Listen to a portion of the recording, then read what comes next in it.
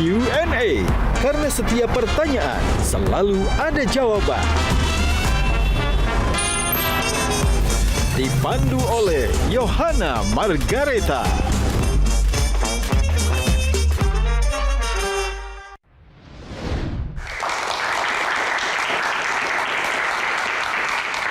Halo pemirsa, apa kabar? Kembali berjumpa bersama saya Yohana Margareta dalam program spesial Metro TV Q&A. Karena setiap pertanyaan selalu ada jawaban.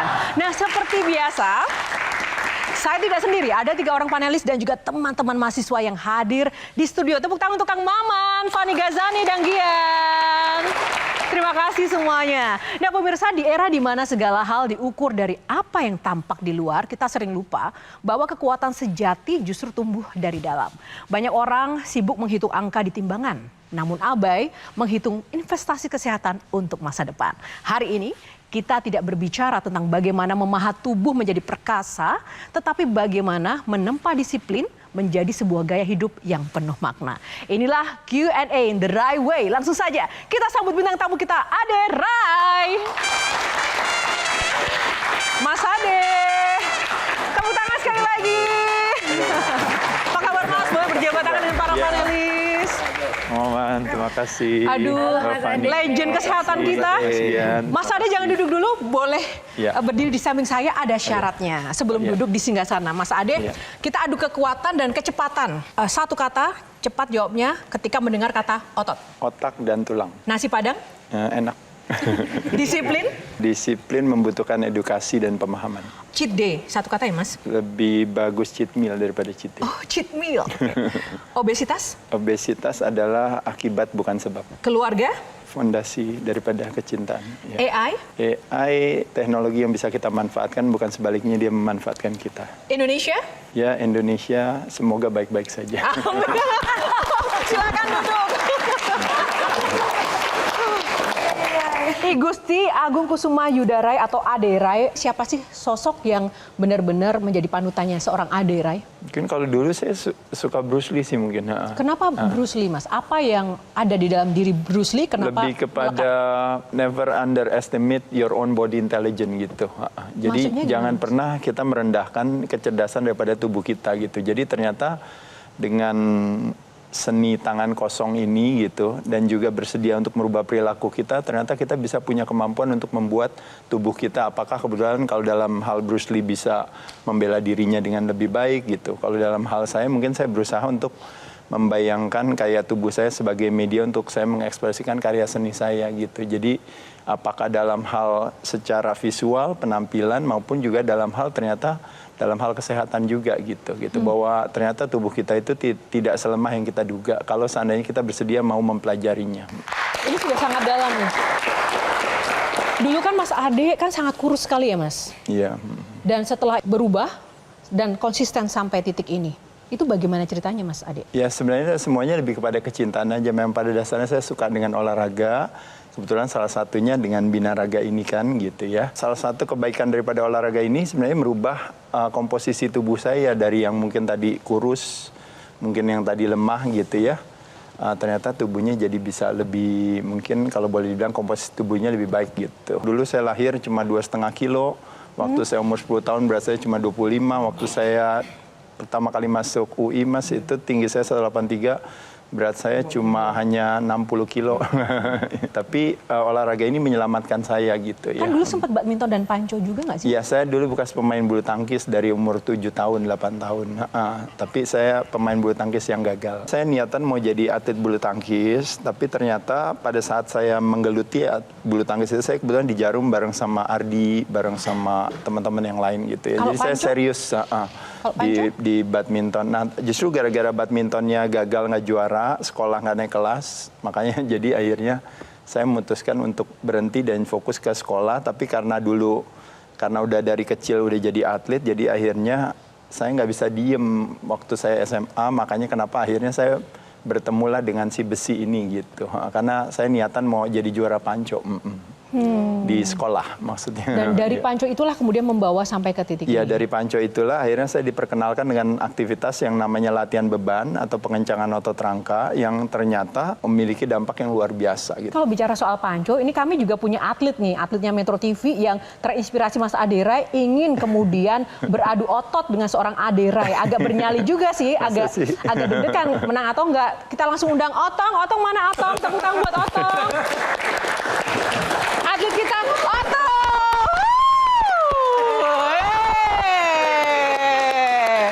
Nah, oke.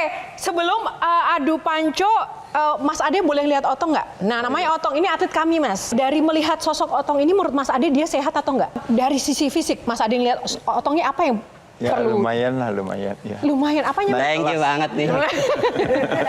Kenapa cium tangan? Lebih tua, lebih tua. Iya. Dari 1 sampai 10 nilainya berapa nih, Mas? Iya, Mas. Nggak usah dikeker-kekerin Otong. Ya. 7 deh, boleh deh. Widih. Oke. Apakah ada lawan sepadan ya? Maksudnya Mas Ade kegedean. Oke ya, teman-teman langsung aja. Ini Ya. Mas Ade tangan kanan, saya tangan 2 boleh nggak nih? Benar. Udah nggak pede ini. Bismillah ya. Oke, 3, 2, 1. Ya. Yang serius. Jangan gelantungan. Ya, yang keras. Ya. Terus. Jangan ngalah Mas Ade. Iya. Nggak apa-apa, ada asuransi kok. Ada asuransi kesehatan. BPJS ini. Oh my God. Otong, ayo Otong. Ayo Otong. Enggak. Gaya. Enggak. Mas Ade ngalah kan? Iya. Otong kuat. Otong gue. Oke, Otong ada Aku ada- kata-kata yang Sebenarnya aku ada disampaikan. pertanyaan. Awalan olahraga apa yang baik untuk orang yang udah lama tidak berolahraga? Oh, Asik. push up setelah sholat. Oke. Tidak utama intensity tapi yang utama konsistensi gitu. Karena jadi kadang-kadang sesuatu yang sederhana istiqomah kan gampang. Nah, jadi kelar sholat langsung aja lakukan berbagai aktivitas olahraga dengan menggunakan tubuh sendiri. Yang paling gampang ya mungkin misalnya mau cuma push up. Kalau seandainya mau squat boleh, seandainya mau plank aja boleh, atau seandainya mau cuma dumbbell aja 1 set boleh. Nah, tapi itu salah satu investasi yang paling gampang, paling mudah karena kita kebiasaan makan karbohidrat. Nah, sedangkan otot kita adalah sebenarnya gudang gula di badan kita. Jadi regulasi gula itu dipengaruhi oleh otot kita gitu. Jadi makanya kalau rajin latihan otot, maka tadi gula yang tadinya mau disimpan dalam sel lemak akhirnya kepake untuk kebutuhan yang lain. Oke. Oke. Terima kasih Mas Ade. Ya, Tapi Otong jangan lupa sholatnya dulu, baru. Aku ini mau izin, aku mau sholat isya dulu bentar. Oke, jangan lupa push up ya Otong. Thank you Otong.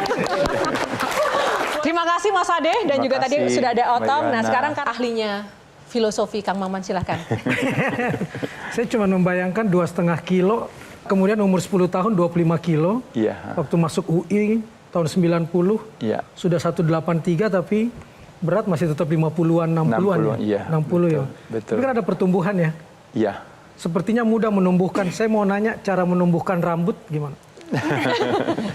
Sebenarnya rambut, kulit juga ya, rambut, kulit dan sebagainya itu sebenarnya sebuah konsekuensi daripada kalau berbicara pohon itu kayak kita tanya mau buahnya, mau bunganya, mau daunnya, itu tuh sebenarnya semuanya berawal dari akarnya. Ya. Nah, jadi akarnya sendiri, jadi mungkin yang saya syukuri dari saya menggeluti olahraga ini adalah ketika saya ngatur pola makan, saya ngatur pola gerak, dalam hal ini olahraga dan ngatur pola istirahat, ternyata itu berdampak ke semua, termasuk juga Pertumbuhan kayak rambut. kulit sama juga rambut juga. Sampai hari ini bersyukur maksudnya rambutnya masih ada, satu. Bersyukur juga rambut hitamnya masih lebih banyak daripada rambut putihnya. Jadi saya masih bisa cabut uban, jadi hitamnya masih dominan. Karena sudah 56, 57 ya? Saya 57 ya. 57. Oh wow, tepuk tangan. 57 tahun. Fani? Kalau dari aku sebenarnya aku bertanya-tanya bagaimana caranya Mas Ade untuk menjaga konsistensi badan seperti ini terus-menerus dari puluhan tahun lalu. Ototnya mungkin lebih banyak daripada lemaknya. Lemaknya berapa persen, Mas? Lemaknya sekarang 6%. 6%. Wow. Itu sulit. Sulit. Iya. Kabarnya 58% lemaknya. Iya, saya. Gimana Mas caranya? Karena siapa tahu tuh bisa jadi motivasi juga buat kita-kita yang lagi-lagi malas lagi olahraga ya. setelah konsisten bertahun-tahun Sebenarnya jadi misalnya? kalau dari kata disiplin atau kepatuhan itu, sebenarnya kalau kita buat satu investigasi itu fondasinya itu pemahaman. Dan pemahaman amunisinya itu edukasi. Nah jadi sebagai contoh misalnya kalau kita disiplin atau patuh akan yang namanya keimanan. Misalnya sholat 5 waktu, lalu puasa, lalu apa ya melakukan banyak hal kegiatan yang sifatnya keimanan. Nah kalau kita buat satu investigasi, biasanya pemahaman akan keimanannya tinggi, makanya dia melakukan hal tersebut. Kenapa? Karena paparan akan edukasi dalam hal ini keagamaannya tuh banyak gitu. Nah jadi membayangkan hari ini kita berbicara keimunan bukan keimanan, maka fondasinya sama, yaitu adalah pemahaman. Dan pemahaman amunisinya adalah edukasi. Makanya kenapa menurut saya itu yang dibutuhkan masyarakat di Indonesia. Edukasi tentang yang namanya kesehatan itu sendiri. Tapi memang kalau boleh jujur, berbicara atau belajar tersehat itu bukan sesuatu yang menyenangkan. Kenapa? Karena sehat tidak memiliki sense of urgency. Jadi sehat itu istilahnya masih kita miliki, makanya kenapa nggak menarik. Tapi menjadi menarik pada saat dia pergi dari kita. Tapi benarkah selama berolahraga puluhan tahun itu nggak pernah merasa atau punya rasa malas? Itu siasat sebenarnya. Jadi siasatnya gampang tuh Mbak Fani ya. Jadi kalau kita berbicara misalnya siasat mengatasi kebosanan misalnya. Mungkin nggak kita latihan biasa pagi kita pindah ke sore. Mungkin nggak saya latihan di lokasi A, saya pindah ke lokasi B. Mungkin nggak saya latihan bersama orang A, saya latihan bersama orang B. Mungkin nggak program latihan saya A, B, C, D, saya ganti jadi D, C, B, A misalnya. Jadi variannya banyak sekali untuk mengatasi yang namanya kejenuhan tadi, termasuk juga kayak tadi misalnya, oh nggak pernah puasa, saya puasa, durasi puasa saya rubah, variasi kombinasi rotasi sumber protein, karbohidrat dan lemak, misalnya apalagi yang lainnya lagi, oh saya mau ada cheat meals misalnya untuk supaya biar saya bisa lebih fun. Apakah menjalankan atau punya badan yang bagus itu sesuatu yang susah? Apakah saya malas untuk mempertahankannya? Jawabannya iya juga sih, tapi lebih malas lagi punya badan yang jelek gitu. Nah gerakannya sederhana. Mas Gian coba kita jongkok begini. Jongkok coba. Iya oke. Nah ya sekarang kita berdiri lagi. Mas mau jongkok apa berdiri sih Mas? Sabar.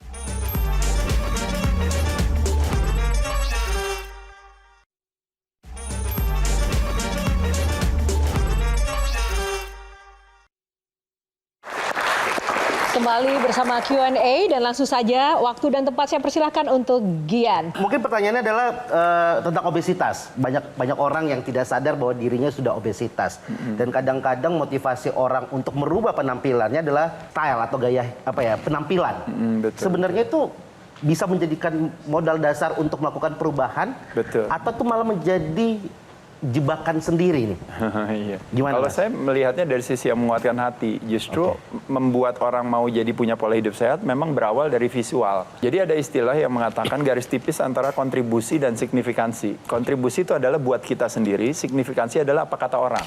Contoh misalnya hari ini teman-teman pada senang misalnya mau ikutan lagi musimnya high rock, semua mau ikutan high rock. Lagi musimnya padel, semua mau ikutan padel. Lagi musimnya lari, semua mau ikutan lari. Kalau ditanya sebenarnya dia lari atau padel atau di high rocks untuk kesehatan dia atau dia ingin dipandang sebagai orang sehat. Nah garisnya tuh tipis. Yang bisa tahu jawabannya dia sendiri. Tapi poin dari cerita ini dua-duanya baik adanya. Kenapa?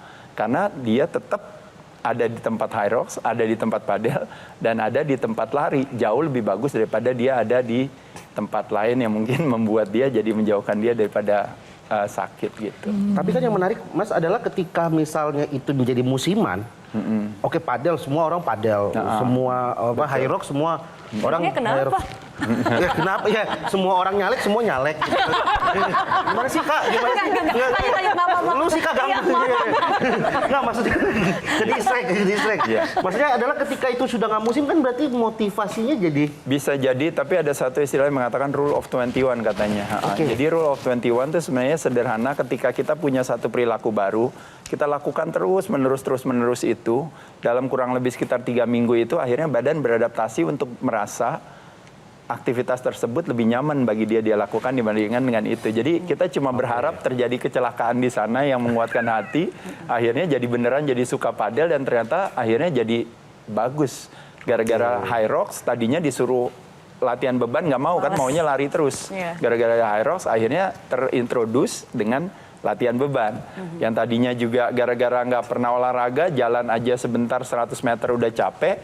Gara-gara hari ini semua ada 5K, ada 10K, dan semua kepengen kumpulin medali.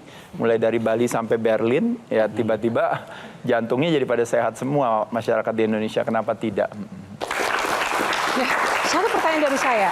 Selain tadi yang tren adalah mau paddle, Hyrox. Kalau saya olahraga itu kadang tuh selalu mendengar, strength dulu, kardio dulu. Sebenarnya lebih bagus yang mana sih Mas, kardio atau strength? Ya sebenarnya dua-duanya nggak masalah, tapi kalau kita berbicara sistem energi, kita kalau latihan beban kita mayoritas menggunakan gula sebagai sumber tenaga. Nah jadi ketika kita dahulukan dia, setelah latihan beban kita kardio, maka pada saat kita kardio kita langsung masuk ke dalam yang namanya zona bakar lemak. Zona di mana badan setelah gula darahnya udah turun, nah pada saat itu badan sudah siap menggunakan lemak sebagai sumber tenaga. Makanya kalau di kardio namanya kurang lebih zona 2, jadi kira-kira antara 60-80% maksimal detak nadi kita per menit. Nah itu biasanya udah kita masuki setelah kalau kita kardio habis latihan beban. Kalau seandainya kita misalnya habis makan lalu kita kardio, untuk badan pakai lemak sebagai sumber tenaga butuh kurang lebih sekitar 20-30 menit dulu. Gulanya diturunin dulu baru dia pakai lemak sebagai sumber tenaga.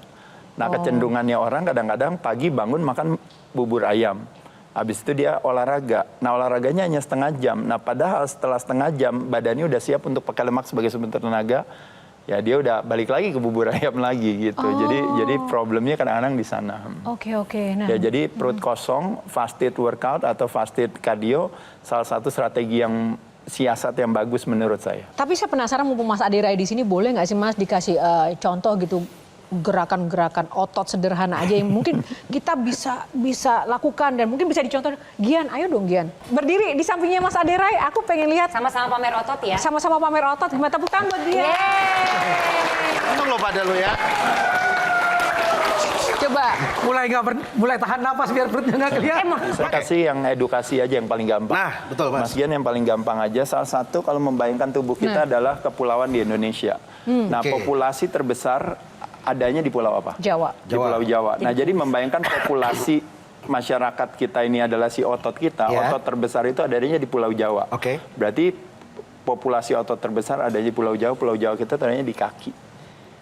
Nah jadi salah satu gerakan yang paling gampang sederhana yang bisa kita lakukan setelah makan bakmi, makan pempek, makan somai, makan kue tiaw, yaitu adalah setelah 30 menit apa yang kita lakukan? Memanfaatkan yang namanya otot yang paling banyak di badan kita yaitu kaki kita. Nah gerakannya sederhana. Mas Gian coba kita jongkok begini aja. Jongkok coba. Jongkok aja. Jongkok. Jawa adalah kunci. Iya, betul. Coba jongkok ya. Iya, oke. Nah, ya sekarang kita berdiri lagi. Ya, oke. Oke. Ya, nah sekarang kita jongkok lagi. Jongkok lagi. Iya. Nah, sekarang kita berdiri lagi. Mas mau jongkok apa berdiri sih, Mas? Sabar Olahraga ya, sorry Mas. Gerakan jongkok dan bangun berdiri itu akhirnya melibatkan si otot kaki untuk bergerak. Nah, pada saat dia melakukan aktivitas pengencangan kontraksi tersebut, uniknya otot kita akhirnya menjadi busanya daripada gula di badan kita. Jadi pada saat gula darah kita naik, sebenarnya pankreas kita merilis hormon namanya insulin untuk ambil kelebihan gula. Tapi biasanya destinasinya akan ditaruh di sel lemak. Makanya kenapa makan nasi, makan roti, makan mie disimpan dalam sel lemak. Nah tapi uniknya setelah kita makan, habis itu tiba-tiba Mas Gia bilang, setelah 30 menit makan, tiba-tiba memutuskan untuk jalan aja di mallnya jalan. Atau misalnya mungkin jalannya ternyata di tanjakan.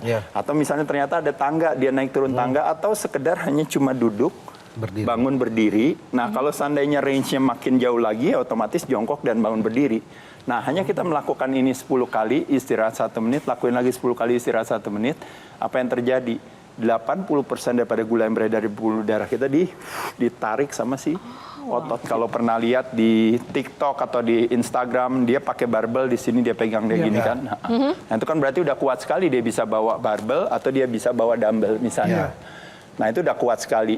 Nah level yang di bawahnya dia adalah nggak usah pakai apa-apa, pakai badan sendiri aja lakukan ini.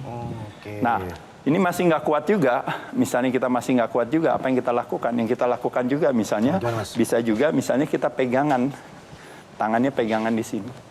Nah baru kita lakukan, nah jadi kita dibantu sama ada pegangan di sini. Nah, masih nggak kuat juga, kita duduk aja di sini, bangun berdiri.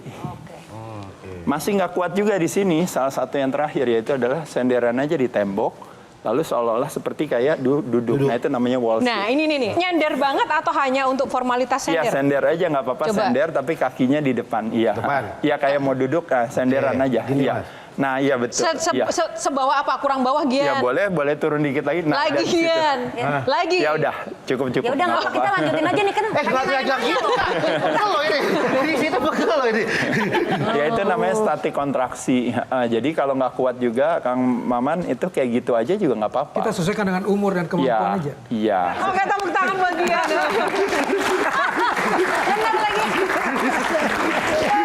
Iya, Ketika Kang. ditanya sama Johanna, Iya, Kang. otot adalah otak dan tulang. Betul. Maknanya apa?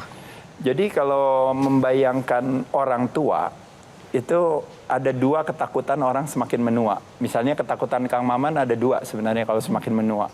Satu yaitu adalah tidak bisa ketemu cucu. Ya. Dan yang kedua adalah lupa sama cucu. Nah tidak bisa ketemu cucu artinya biasanya tidak bisa gerak Faktor tulang. untuk ketemu cucu. Karena apa? Nah, karena asosiasi orang semakin tua katanya tulangnya melemah. Ya. Nah itu satu. Kedua, lupa sama cucu hubungannya sama demensia aja. Jadi dia udah lupa sama cucunya. Nah uniknya dari dua tulang dan si otak tersebut, makanannya itu sebenarnya adalah ketika kita rajin melakukan aktivitas pengencangan otot rangka. Jadi otot dikencangkan, yang terangsang kekuatannya tulang. Otot dikencangkan, maka signalnya dapatlah si otak. Otak itu dia hanya bisa hidup kalau seandainya ada yang namanya koneksi antara satu sel dengan sel lain yang jumlahnya miliaran. Nah, satu sel dengan sel lain itu terkoneksi antara 5.000 sampai 10.000 itu yang disebut dengan namanya, kalau Kang Maman pernah dengar terminologi namanya sinapsis. Nah, sinapsis itu modalitas daripada pembentukan sinapsis membutuhkan dua hormon, itu yang disebut namanya human growth hormone secara alami, dan yang kedua adalah BDNF, brain derived neurotrophic factor. Didapat hanya kalau apa? Kalau kita kencengin otot kita. Dan tulang itu yang disebut namanya osteopenia, permasalahan tulang. Ketika tulang makin melemah, semakin menua. Kalau ditanya, tua bisa menyebabkan tulang melemah? Iya. Menopause bisa menyebabkan tulang melemah? Iya. Kurang protein, kolagen, kurang vitamin D, kurang paparan sinar matahari, benar bisa menyebabkan tulang melemah. Tapi mayoritas tulang melemah disebabkan karena apa? Disebabkan karena hilangnya massa otot. Sejak umur 40 tahun ke atas terjadi penurunan massa otot itu 1%. Kalau cuma 40 ke 41 nggak ada masalah. Tapi dari 40 ke 50, 50 nanti ke Kang Maman ke 60, itu berarti 2 dekade. Nah terjadinya hilang 1% massa otot setara dengan hilang 1-3% fungsi, 3-5% kekuatan, 8-10% speed and explosiveness, kecepatan. Makanya kenapa orang tua begitu umur 50-60, mulai dari bisa naik turun tangga, jalan jauh udah mulai susah, bisa ngangkat barangnya sendiri mulai susah, dan terakhir orang tua kita slow motion. Nah, jadi disebabkan karena hilangnya massa otot, yang makanya kenapa tulangnya ini. Dan juga di musim infeksi kemarin, orang tua kita karena berlari daripada keterjangkitan, sebuah keterjangkitan, akhirnya semua diam di rumah.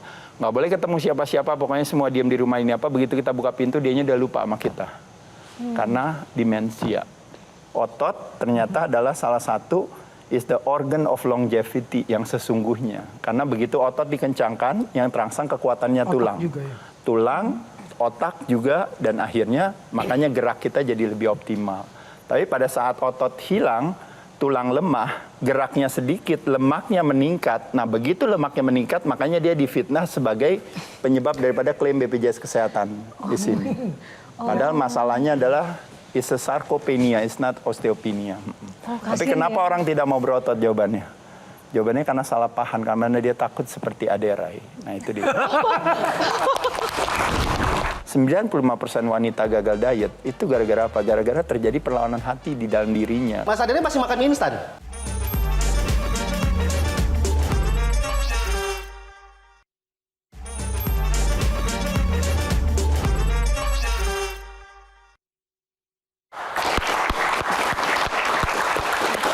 Kembali di Q&A, karena setiap pertanyaan selalu ada jawaban. Kita ada punya beberapa fun fact yang kita sudah kumpulkan dari Mas Aderai masih kecil. Dan kita akan bahas hari ini satu persatu. Mari kita mulai fun fact yang pertama tentang Mas Aderai. Saatnya fact check. Yang pertama adalah Mas Aderai merupakan anak tentara. Benar Mas? Iya, ayah saya tentara, betul.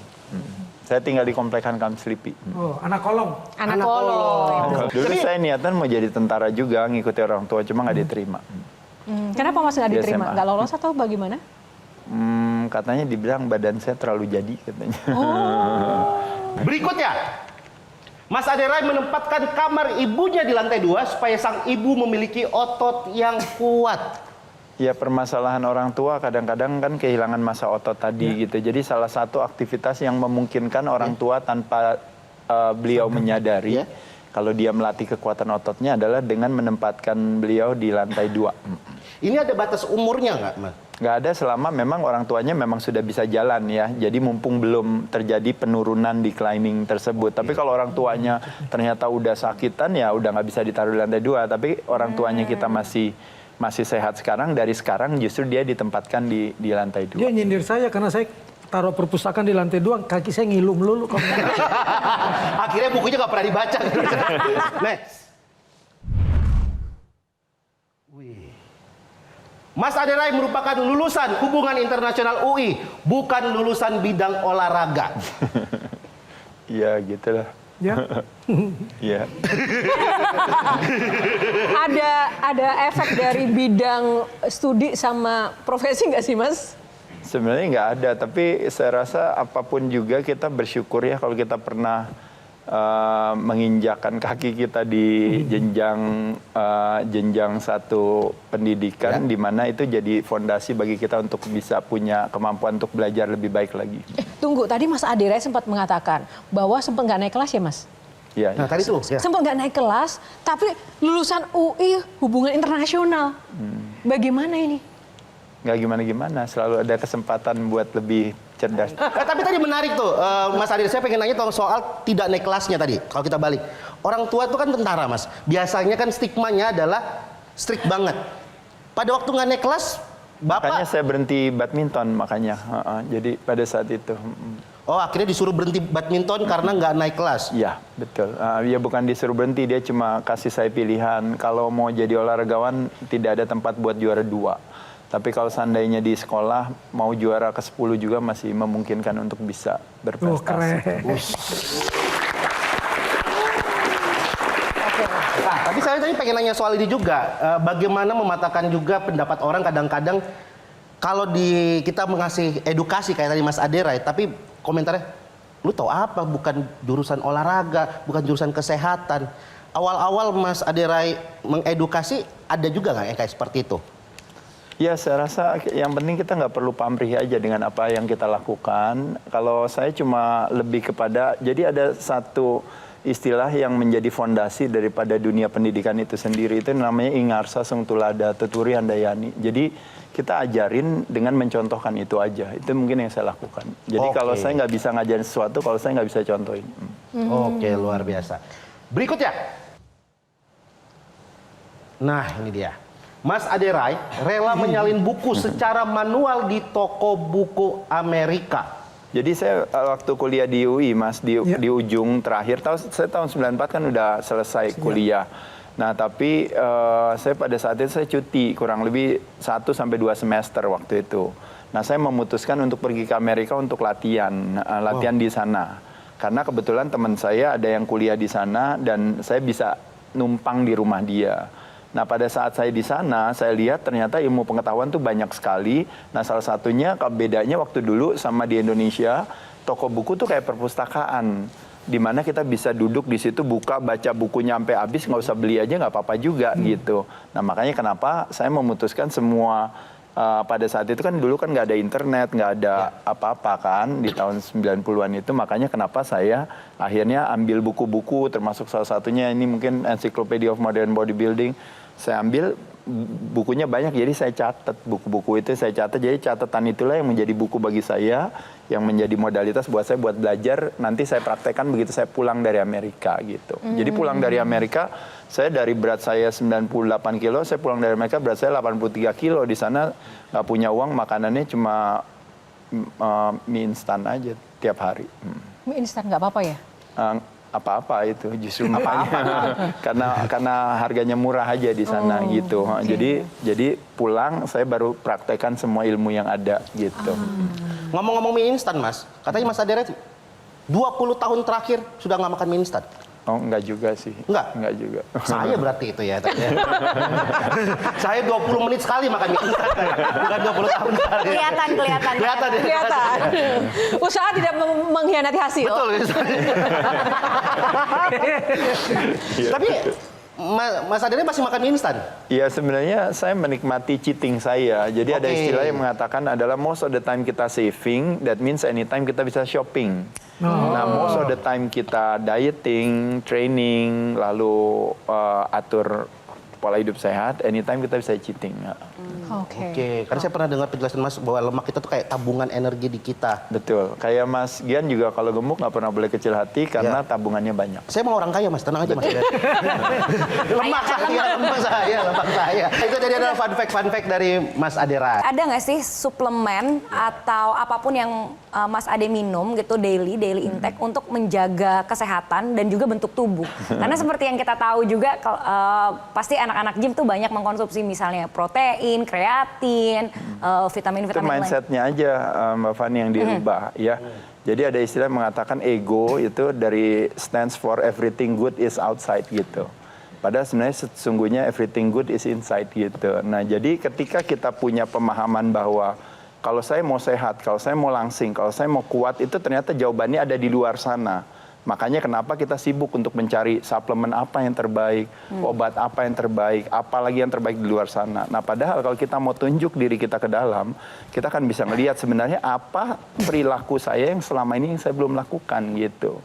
Nah makanya pendekatan perilaku itu adalah yang menjadi cup of tea saya.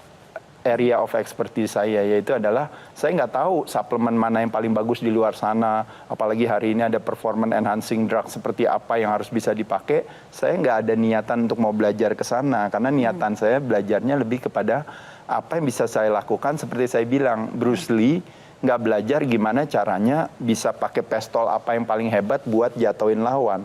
Tapi dia pakai tangan kosong, dia bilang apa yang bisa saya lakukan, hanya tanpa harus ancang-ancang saya bisa pukul orang, orangnya bisa mental gitu. Nah itu yang saya lakukan sama diri saya. Jadi saya tunjuk ke dalam diri saya, pendekatannya ada 3, yaitu adalah pendekatan apa yang kita masukkan ke dalam mulut kita, makan, apa yang bisa saya gerakan, itu artinya olahraga, dan apa yang bisa saya, kalau istilahnya orang bilang, pendekatannya namanya istirahat yang cukup. Nah, cuma dalam pendekatan makan disebut pendekatan chemical, dalam pendekatan olahraga itu disebut pendekatan mechanical, dalam pendekatan istirahat itu sebenarnya namanya pendekatan emosional. Pendekatan emosional adalah bahwa kualitas istirahat kita yang baik adalah kalau nafas kita teratur. Nah, problemnya nafas kita nggak teratur, kenapa? Karena kita banyak pikiran. Nah, gerakan pikiran kita ternyata representasi gerakan nafas kita. Makanya kenapa kita nggak bisa fokus ke pikiran, kita fokusnya ke nafas. Nah, makanya strategi tunjuk ke dalam, kita belajar berbagai aktivitas kegiatan yang memungkinkan kita bisa punya nafas teratur. Dekat dengan keimanan, dekat dengan keimunan, dekat dengan alam, dekat dengan orang yang dikasihi, dekat dengan tumbuhan, dekat dengan binatang. Itu berbagai aktivitas yang bisa membuat nafas kita lebih teratur sehingga kualitas istirahatnya terbaik, bisa jadi lebih baik. Dengan banyaknya, dengan pengguna sosial media sekarang, dan kita lihat bagaimana antusiasme banyak orang akhirnya menjadi fitness influencer atau sport enthusiast sekarang dengan banyaknya. Dan informasi jadi beragam dengan background pendidikan yang sangat beragam juga. Mas Ande sendiri melihat fenomena kayak gini seperti apa? Jadi kalau buat saya, yang jadi tantangan itu sebenarnya bukan tantangannya saya, tapi tantangannya si fitness influencer tersebut. Jadi jangan jadi fitness influencer, tapi yang kelaparan akan arti dan makna di mana dia tiap hari sibuknya malah jadi sickness influencer gitu. Atau misalnya, ya kan, karena apa yang dia sampaikan itu belum lagi kayak mereka paling seneng kan ribut ya. Kayak mentalitas konflik, nyalahin yang satu, yang benar ini, dia ini apa. Nah, dia tidak paham tentang konsep yang namanya sehat itu sebenarnya bersahabat dengan pertemanan hati, Mbak. Sakit bersahabat dengan perlawanan hati. 95% wanita gagal diet itu gara-gara apa? Gara-gara terjadi perlawanan hati di dalam dirinya. Karena dia merasa berkorban untuk melakukan hal itu. Nah, pertemanan hati itu membutuhkan satu yang namanya pemahaman. Nah, pemahaman butuh edukasi. Makanya balik lagi tadi. Jadi nggak boleh kelaparan akan arti dan makna sebagai si fitness influencer tersebut. Karena kita ada di sana, kita mau keberadaan kita memberikan kebermanfaatan bagi orang di luar sana, gitu aja. Berarti kalau dibandingkan dengan saya hari ini, berarti saya cuma tinggal punya waktu 7 tahun lagi untuk hidup. Ibu saya punya rejeki, dia sampai 77 tahun.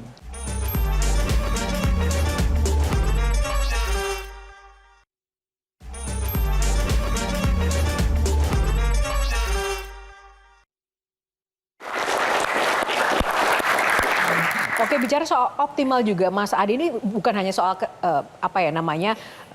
kesehatan diri sendiri, tapi juga ingin berbagi tadi, dan baru-baru ini juga meluncurkan ya tentang AI, program AI-nya. Bagaimana kemudian Mas Ade bisa kemudian mengkorelasikan apa yang menjadi unsur kesehatan dengan dunia digital, dan bahkan bisa diakses program itu dengan WhatsApp saja. Itu bagaimana sih Mas sebenarnya? Ya enggak, sebenarnya ini hanya lebih kepada saya mensyukuri teknologi yang ada hari ini. Ketika ada platform seperti sosial media hari ini, dulu kalau kita ngobrol, kita hanya ngobrol sebatas di sini sama mungkin adik-adik di sini yang hadir datang, mungkin ada 10 orang atau berapa. Akhirnya kita cuma ngobrol di sini, ngobrolnya cuma 15 orang. Tapi dengan adanya teknologi, ada platform itu memungkinkan orang yang di luar sana juga jadi lebih banyak. Nah, kebetulan AI Indonesia kan bekerja sama saya. Dia punya kemampuan untuk bisa bikin supaya orang bisa WhatsApp saya, nanya segala hal tentang pola perilaku hidup sehat ya. Nggak ngomongin soal kesakitan, kuratif, tapi preventif, promotif. Nah, saya menggunakan teknologi mereka untuk memungkinkan seluruh orang di Indonesia untuk jadi bisa tanya sama saya. Kayak tadi Mbak bilang, saya mau tanya Mas Ade gimana caranya nurunin berat badan. Saya kasih 5 tips buat bakar lemak misalnya, saya kasih tahu. Tapi kan saya membutuhkan, kalau Mbak WA saya membutuhkan waktu untuk saya ada waktu untuk baru saya bisa balas ke Mbak Yohana kan. Tapi kalau udah ada AI-nya selalu udah siap kapanpun aja, mau jam 2 pagi dia tanya si Adera AI-nya akan terus menjawab terus. Jadi saya pikir itu satu hal yang saya syukuri, karena gimana pun juga saya kan makin lama, ya mungkin saya bisa ngomongnya ini sama Kang Maman ya, kita Manula Pratama ya Kang ya. Makin lama kita kadang-kadang sekarang ini kita semangat betul ya Kang ya, mau ini apa. Tapi kan bisa terjadi besok pagi kita bangun tiba-tiba kita bilang saya udah nggak mau berbagi lagi, udah capek, udahan aja selesai. Nah dengan adanya teknologi itu memungkinkan untuk kita terus bisa berbagi banyak kepada banyak orang gitu. Nah, tapi di satu sisi teknologi itu perkembangannya juga seperti buah si malakama, Mas. Jadi originalitas ilmu yang Mas Ade share itu semakin terbuka, juga banyak orang kemudian yang akan meng-copy paste itu, kemudian mencontek itu dan kemudian mengklaim sebagai bagian dari buah pikirannya. Itu bagaimana? Gak apa-apa juga, kan nggak penting. It's not about me, it's about them. Oh, cool. Tepuk tangan, guys. Nggak penting. Namanya jangan Adera AI dong. Terus apa? Kayak mancing mania, muscle mania. Muscle mania. Kan pernah jadi Mr. Muscle Mania kan di Amerika? Muscle mania. Iya. Oke, tadi optimalisasi teknologi. Nah, ini optimalisasi karir, main film juga nih, Mas. Jadi Mas Adera ini sebenarnya mau jadi apa sih, Mas? Saya sebenarnya nggak main film, itu saya cuma nolongin Baim aja. Sebenarnya ya dari dulu saya sebenarnya ditawarin film dari 30 tahun yang lalu.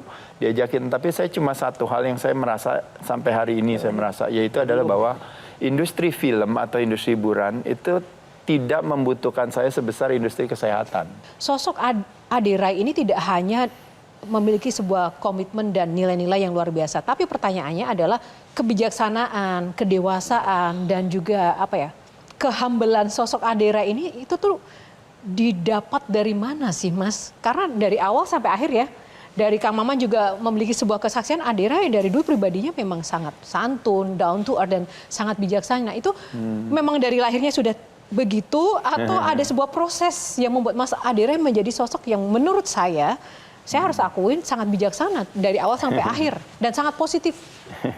Saya kebetulan lulusan daripada Fakultas Penderitaan dalam hidup gitu. Jadi ketika kita jalani hidup kan banyak susah dan sebagainya, dan kita tahu bahwa hidup itu juga nggak lama. Saya ceritanya gampang aja deh gini. Bapak saya punya rejeki, akhirnya dia bisa hidup 65 tahun. Berarti kalau dibandingkan dengan saya hari ini, berarti saya cuma tinggal punya waktu 7 tahun lagi untuk hidup. Ibu saya punya rejeki, dia sampai 77 tahun.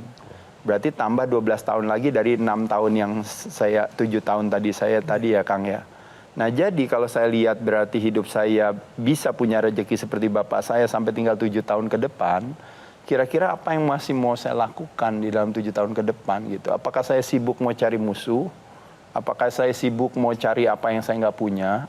Nah saya balik lagi gitu, ada istilah yang mengatakan kalau lahir tidak bawa apa-apa dan nanti gitu pada saat dimana kita udahan itu tidak bawa apa-apa. Nah kita coba satu analogi, ini contoh aja misalnya, kalau lahir nggak bawa apa-apa, pulang nanti bawa apa-apa. Berarti hidup itu adalah is all about akumulasi. Artinya makanya kenapa sepanjang hidup ini kita kalau bisa cari yang banyak, kalau bisa kita punya, karena kita perlu istilahnya bekal buat nanti kalau kita selesai, kita mesti bawa itu semua. Kan tadi menyampaikan lulusan Fakultas Penderitaan. Memangnya seorang Ade Rai pernah semenderita apa, Mas? Ya enggak, maksudnya menderita dalam banyak hal, terutama menderita karena cara pandang saya terhadap pikiran saya yang nggak benar gitu. Ibarat kayak kita selama ini gitu, kalau ditanya misalnya orang kan mau hidup bahagia, tapi kadang-kadang kebahagiaan itu nggak didapat. Karena apa? Karena opsi cara pandang kepalanya dia sendiri. Yang dia mengasosiasikan dirinya sebagai sesuatu yang salah gitu. Nah semakin lama karena saya kesalahpahaman error saya sebagai manusia yang ignorance, makanya kenapa saya apa-apa aja saya merasa tidak bahagia gitu terhadap hidup saya. Nah ketidakbahagiaan hidup saya bukan mengarahkan saya kepada suicidal tendency untuk akhirnya saya mengakhiri hidup saya, tapi justru pada saat itu saya berbalik bertanya sama diri saya, kenapa saya bisa tidak bahagia? Ternyata saya menemukan jawabannya pada saat itu. Jawabannya adalah bahwa bukannya dunianya yang membuat saya tidak bahagia, bukannya hidupnya yang membuat saya tidak bahagia, tapi ternyata cara pandang saya terhadap dunia dan cara pandang saya terhadap hidup saya yang salah gitu. Jadi ada istilah yang mengatakan, saya ingin merubah dunia, dunia nggak berubah buat kita. Saya ingin merubah hidup saya nggak berubah buat kita. Tapi kalau saya bersedia merubah cara pandang saya terhadap dunia dan hidup kita, maka seketika itu juga mendadak dunia dan hidup kita berubah di mata kita. Nah jadi perjalanan hidup saya sebenarnya hanya lebih kepada dari kesalahpahaman akhirnya menjadi kebenarpahaman. Nah itulah makanya kenapa waktu saya mengajarkan teman-teman tentang kesehatan, saya berawalnya dari sana aja. From ignorance to knowledge. Dari kecuekan akhirnya menjadi kepengetahuan. Yang aku lihat Mas Ade ini bisa menjadi sosok contoh buat kita-kita semua yang memang mencari bukan hanya kesehatan dan kebugaran secara fisik, tapi juga tadi di closing answer pertanyaan yang terakhir adalah memang bagaimana cara kita memandang kehidupan, bagaimana akhirnya kita menyikapi dan menjaga kesehatan mental kita. Karena kesehatan mental dan pikiran itu juga menjadi bagian dari kesehatan kan. Karena seringkali kita tuh melihat kesehatan ya fisik aja gitu. Sehingga kita melupakan bagaimana seharusnya kita memperlakukan mental dan juga pikiran kita. Jadi di sini aku juga akhirnya banyak belajar dari Mas Ade dan teman-teman juga aku yakin di sini juga banyak belajar kalau ternyata kita harus memperhatikan kesehatan itu secara utuh dan keseluruhan gitu. Nggak bisa kita bagi-bagikan atau kita kotak-kotakan. Yang saya dapat adalah bahwa ternyata menjadi sehat itu bukan dengan langsung melakukan ke gym, melakukan angkat barbel segala macam itu adalah satu langkah, tapi merubah mindset, mengisi kepala kita dengan pengetahuan-pengetahuan bahwa bagaimana sih sehat itu yang akan menjadi dorongan kita untuk jadi hidup yang sehat. Begitu disebut otot langsung dijawab otak plus tulang, sebuah stigma runtuh. Sebuah stigma runtuh ketika saya diundang ke sini saya pikir kita akan bicara fisik doang nih. Ternyata tidak. Stigma yang akan runtuh kalau semua orang nonton hari ini, tidak lagi ada paradoks orang yang ototnya gede pasti otaknya kecil. Orang yang ototnya kecil ya otaknya gede. Ternyata tidak tuh. Bisa juga tuh otak gede, otot gede. Kalau kita pakai cara dan hatinya juga besar gitu kan. Itu yang pertama. Yang kedua ketika beliau bilang nggak takut saya dijiplak. Itu filosofinya Bruce Lee lagi tuh yang pernah bilang bahwa jangan pernah memikirkan yang di luar dari yang tidak bisa kita kendalikan gitu loh. Kita tetap aja baik. Kalau ada orang yang tidak baik dengan karya kita, ya saya baik menggambarkan karakter saya, dia tidak baik ya dia menggambarkan karakternya sendiri. Nggak usah ribut kita, santai aja. Jadi rumus bahagia katanya sebenarnya kontribusinya katanya bahagia saya buat sebagai bahagia bahasa Inggrisnya kan happy ya Mbak ya. Nah happy itu saya pendekkan dengan H gitu ya. Jadi H itu ternyata dikontribusi oleh 3 huruf yang lainnya. Yang satu yang disebut namanya S, yang kedua C, yang ketiga V. Yang S yang pertama itu namanya set point in our brain. Nah tadi menjawab jawabannya Mas Gian tadi. Makanya Mas Gian tadi bilang, oh yang penting tuh adalah sebenarnya kita harus edukasi, harus cara pandang. Nah jadi set point in our brain ternyata memang betul Mas Gian. Dia berkontribusi hampir 48% daripada yang namanya kebahagiaan kita. Nah terutama makanya ada orang yang suka lupa bahwa ternyata perbendaharaan akan yang namanya kekayaan sesungguhnya adalah bukan hanya akan posesi, prestasi, dan reputasi, tapi ternyata kekayaan akan rasa bersyukur, kekayaan akan keikhlasan, kekayaan akan pemaafan. Demikianlah episode Q&A kali ini, semoga bisa memberikan tidak hanya inspirasi, tapi juga arti dan makna untuk Anda semua yang menyaksikan pada malam hari ini. Atas nama kru yang bertugas, saya Yohana Margareta undur diri. Terima kasih atas kebersamaan Anda. Jumpa lagi Q&A episode selanjutnya. Karena setiap pertanyaan selalu ada jawaban. Sampai jumpa.